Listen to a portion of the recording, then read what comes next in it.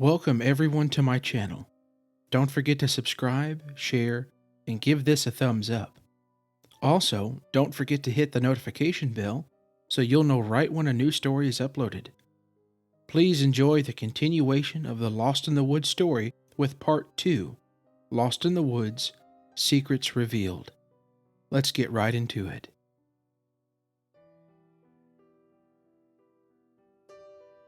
My wife and I have been back home in Utah for about 2 years now. Life has been the same grind as it always has been, but now with the added discouragement of being ridiculed for telling our story. You see, when we got back home from our vacation in the Smoky Mountains, we told some of our friends about being saved by Cyrus the Bigfoot and how he stopped a cougar from seriously hurting us. We were outright mocked and told we were crazy. We heard the typical "Bigfoot is a hoax" line and must have been seeing things from being intoxicated or something. Well, one of those friends is a DJ at a local radio station.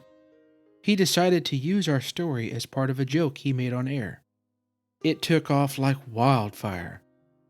Suddenly, everywhere we went, people snickered at us and jeered.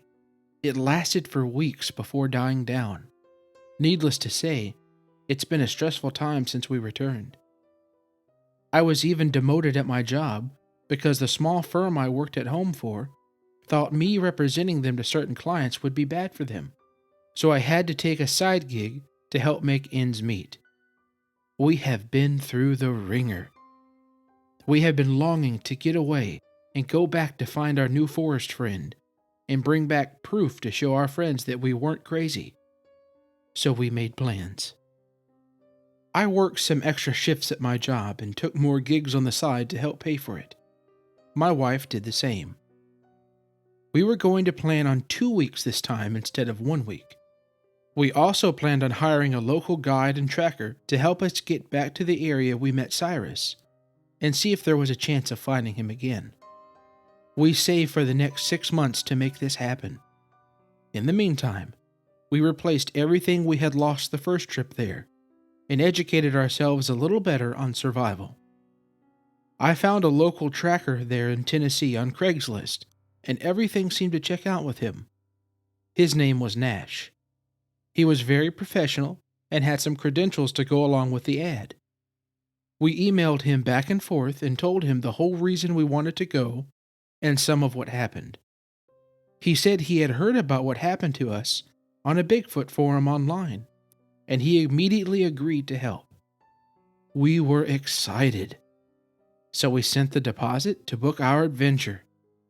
We did rent the same cabin again and also bought sleeping bags and a tent.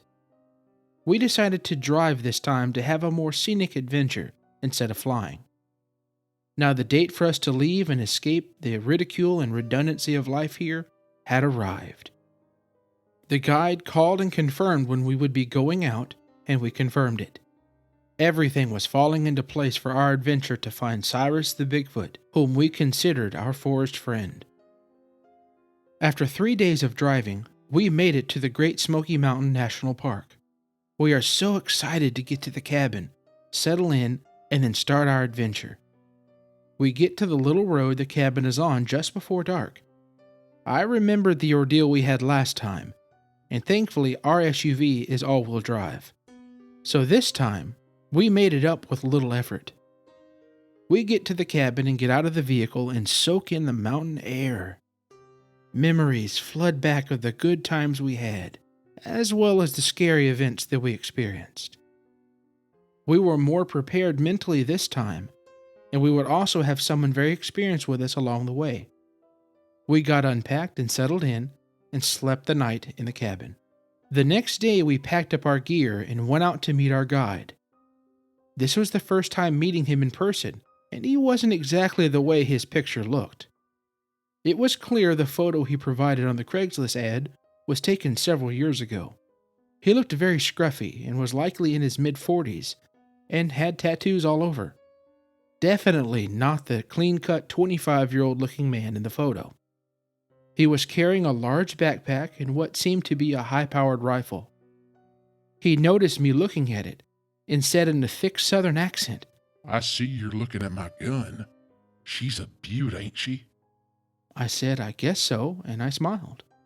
It was a little awkward, but we exchanged pleasantries and started on our hike. We hiked for several hours and decided to stop for a bite to eat. As we were resting, he unzipped his pack to get a food bar out. I glanced over out of curiosity and noticed a little bit of chain inside. I thought it was very strange, but maybe it's in case something needed to be pulled or hoisted up to clear a pathway. I didn't think much of it. He didn't see me glance over, so I just continued eating my bar and drinking some water.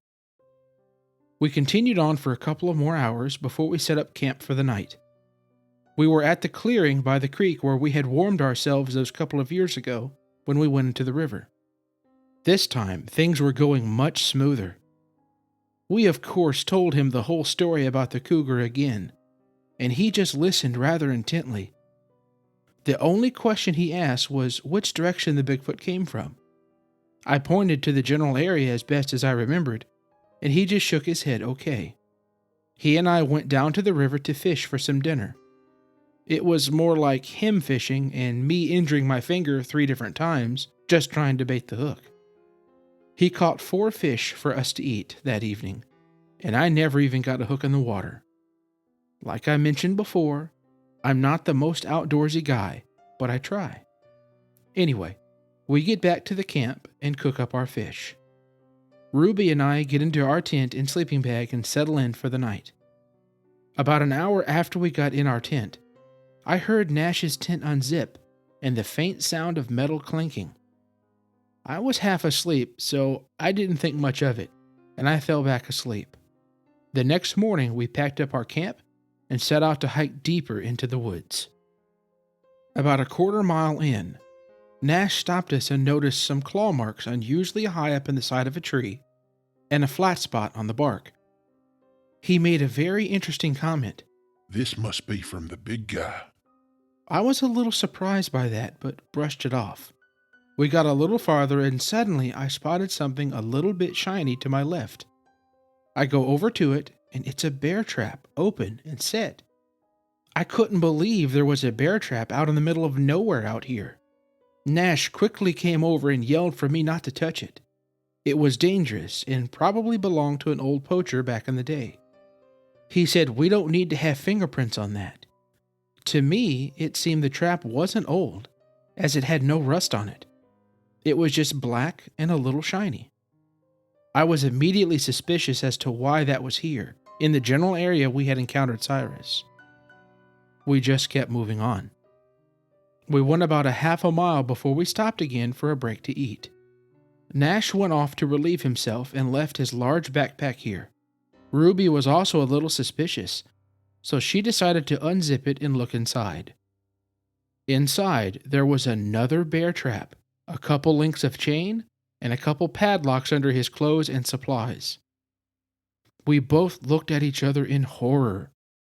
Before we could zip the bag back up, we heard the worst sound we could possibly hear.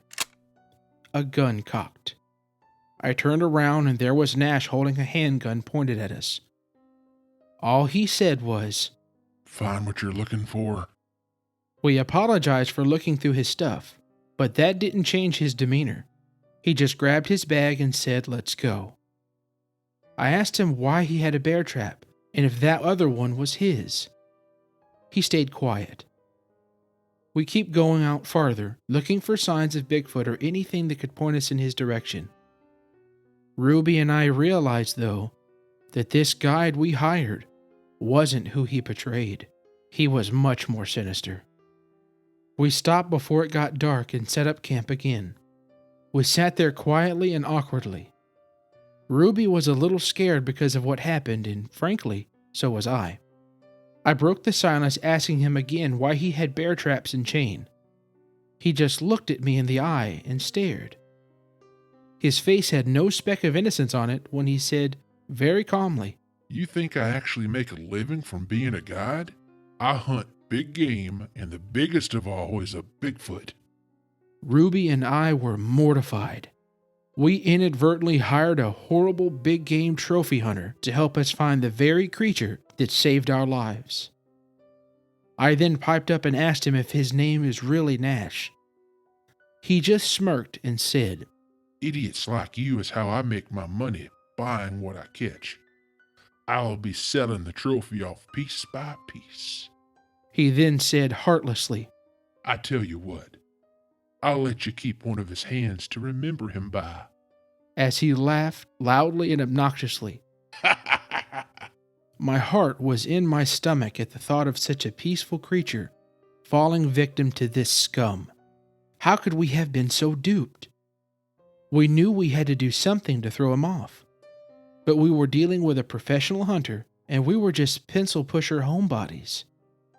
He stood up and said that since it's not a secret now, he is going to set his last trap and would be back in a few minutes. We had gone so far in the woods, we would never find our way back. He came back a few minutes later and then went inside his tent for the night. We went back into ours, and I held my knife in my hand while I slept because we were afraid of him now. Early the next morning, I woke Ruby up and quietly told her that we had to get out of here. She agreed, and we very carefully got our things together and slowly walked away from the site. We left the tent behind so that we would make no noise trying to leave. We started off as quickly as we could until the campsite was out of sight behind us. I knew we were in trouble, and I think Ruby knew it as well. But we stayed calm and worked together. We had our map, but it wasn't a good one.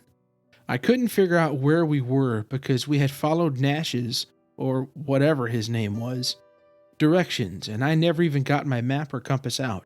So we started heading north because we knew we would eventually run into a tourist town. We started hiking. About 5 minutes after we started hiking, we heard a scream in the distance. It was the guide screaming for us and where we were at. I could hear faintly that he would find us and get us. We started hiking faster and changed directions a little to throw him off. We went probably half a day and all was quiet. There was no sign of Nash whatsoever, and we figured we were in the clear of that monster. It was now around 4 p.m., and we were starting to get tired from hiking continually. So we decided to stop and rest. As we were getting our food out, we heard a slight noise coming from a dense patch of trees not far to our right. We both immediately thought that somehow Nash had found us and was going to finish his threats. But much to our relief, it was just a squirrel running. We both breathed a sigh of relief and started eating. We didn't make a fire because we didn't want to give away where we were, so we just sat close and hoped for the best. At about 6 p.m., when the sun was barely starting to go down, we both smelled a bad odor. We looked at each other because we smelled it before. When we encountered Cyrus, there was a similar odor. Could it be? I got up and looked closely at the trees around us, but saw nothing. Ruby got up and stood by me to look as well. Just then, directly in front of us, we heard some rustling noises, and out steps a Bigfoot. It was Cyrus. We found him. Or should I say, he found us. We both smiled and said, "Hello, Cyrus." His face softened, and he gave what looked like a form of a smile. He kneeled down and wrote in the dirt with his finger our names, Mitch and Ruby. We both laughed and were beside ourselves with joy. We waved at him and he waved back. Ruby pulled out her phone and quickly snapped a photo. Cyrus didn't seem to mind because he didn't flinch at it. He stepped out farther into the clearing towards us. We started stepping a little closer towards him. Then disaster struck. The last thing we ever imagined just occurred. As the shot rang out, piercing the silence of the forest, Nash yelled out, I got him. Cyrus dropped down to the ground. I turned around, and there he was, about 40 yards behind some overgrowth. He stood up with a rifle in hand and said again in a handheld radio, I got him. I got a Bigfoot. Suddenly, in the far distance, we could hear the sounds of small engines approaching. I looked back at Cyrus, and he was holding his chest, and gave off a loud roar scream, just like the sound we heard years ago before he attacked the cougar. Suddenly, more than 20 Sasquatch showed themselves from nearly every direction. Every one of them were larger than Cyrus and looked like they meant business. The hunter cried out into the radio to hurry because there were tons of them now.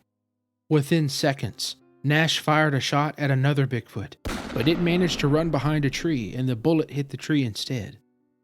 Then 3 small ATVs came up with 3 more men with rifles. It all broke loose. Ruby and I ducked down behind a tree that had bushes around it. The other men started firing shots all around, and 2 more Bigfoot were hit. Then we saw a Bigfoot run up behind one of the hunters and grabbed him and picked him up. The guy dropped his gun and screamed. Cyrus roared again, and that Bigfoot dropped him. The guy fell to the ground, clearly having his breath knocked out. The Bigfoot reached down and snapped the guy's rifle in half and threw it over 100 feet away. The guy's eyes widened as he ran back toward his ATV. However, several other Sasquatch came from behind and ripped apart the ATVs. The man yelled to the other guys that they needed to get out of there. Just then, one of the other men was struck in the leg by a rock, knocking him down to the ground, as he was still firing at the Sasquatches. His gun was ripped away and snapped into pieces. The third guy was now out of bullets and threw his rifle and took off running toward the guy with the injured leg.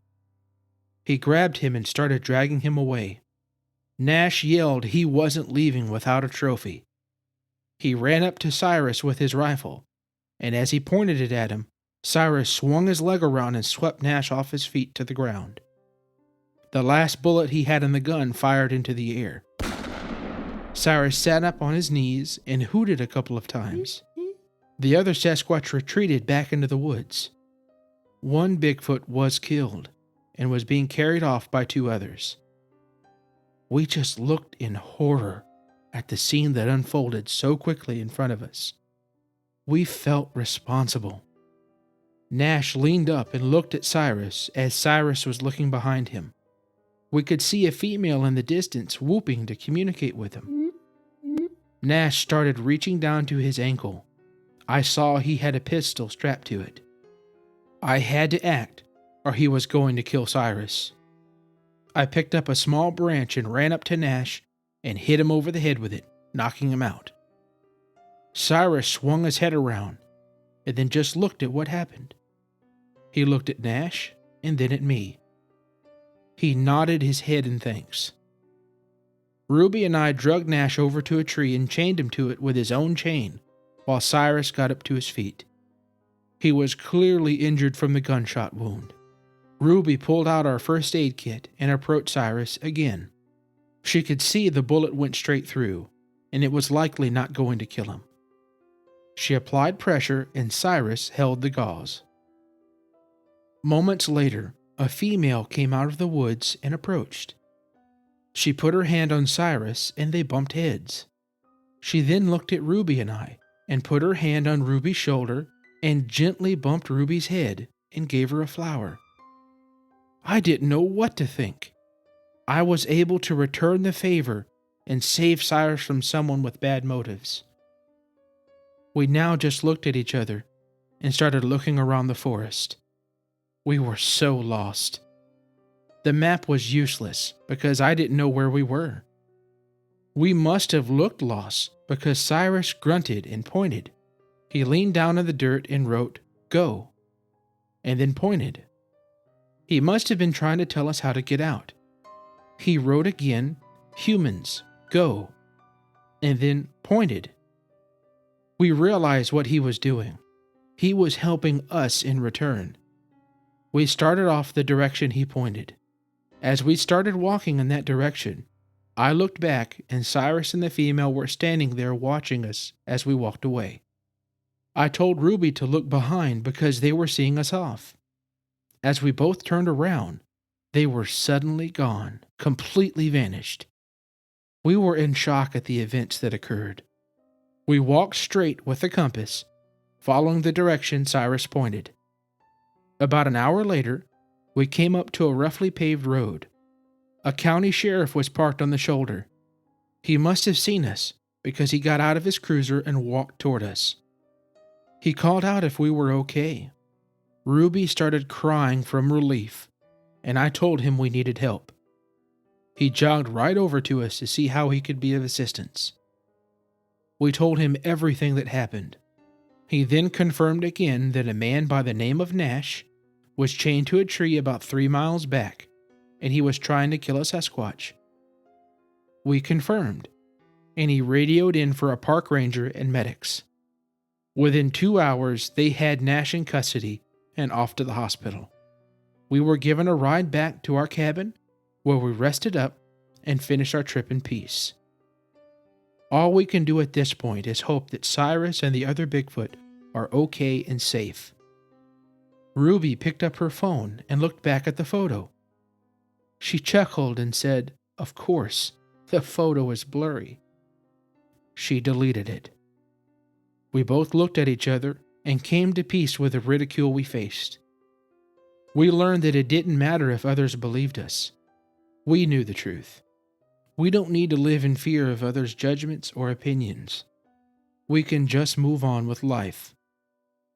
We decided that we would return there again for another vacation because it's so beautiful there. This time, we will not try to find our friend Cyrus to keep them safe. It's best if humans live peacefully and separately from these gentle forest giants. We will just leave our friendship lost in the woods.